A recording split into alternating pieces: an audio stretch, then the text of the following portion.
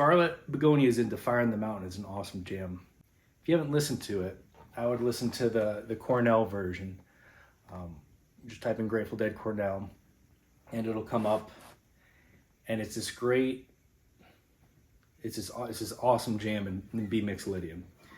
And essentially you're going from Scarlet Begonias, which has, at the end of that jam, they kind of follow that chord progression for a while. And then they just end up floating in B Mixolydian for a while. And then you'll hear the band bring in the A from Fire in the Mountain. But there's a lot of good stuff in between all that. So the two licks I'm going to show are just quick licks here. One is the fill in Scarlet Begonias,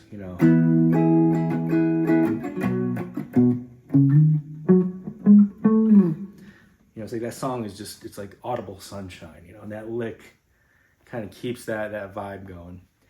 And then the second lick kind of lets you know at the end of that jam that you're firmly in Fire in the Mountain.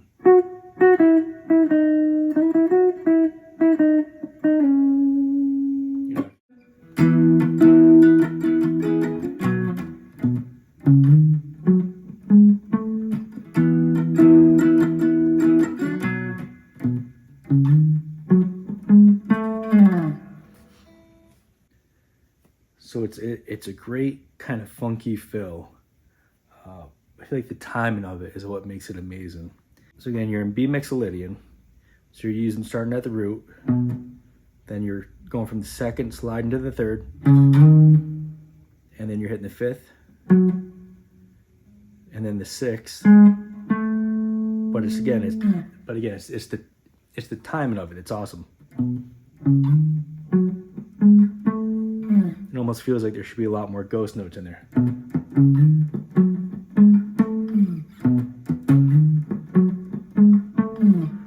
But Jerry, they don't play those ghost notes.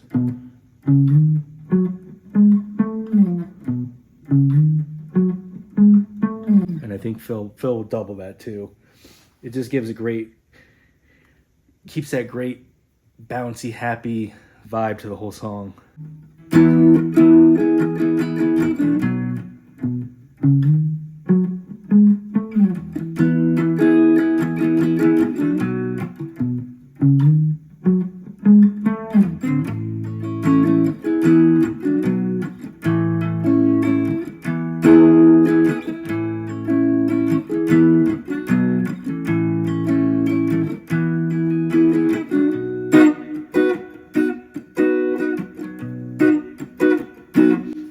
Bobby's got a great, phenomenal part on that too. It's something like he plays these octaves.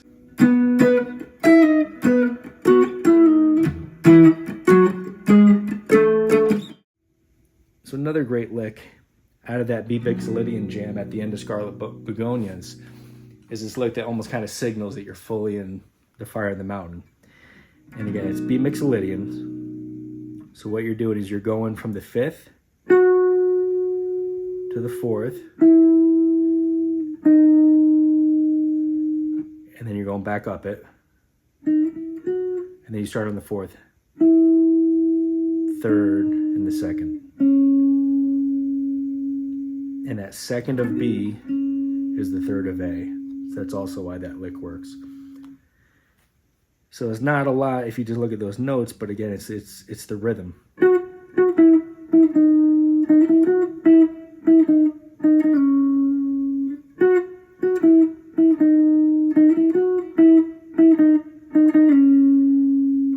Let me see if I can, it's hard to do slow.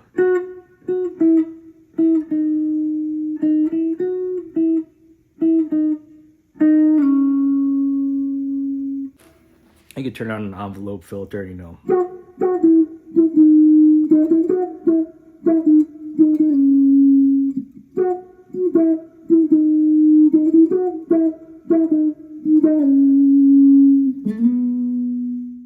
So those are fun licks to learn.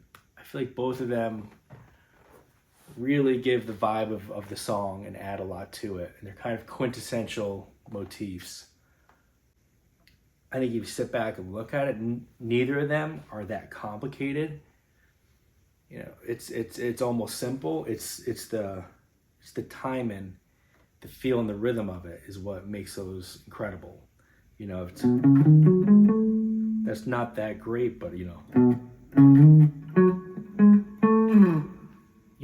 the slide and that rhythm to it is really how you can take simple things and make them amazing. Same thing, you know. But you know,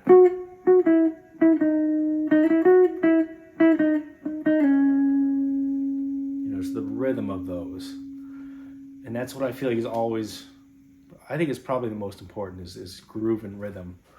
You know, you can take simple stuff and really make it sound good. If you don't have a groove or rhythm, I feel like that's when you have to make up for it with really smart stuff, and that's beyond me.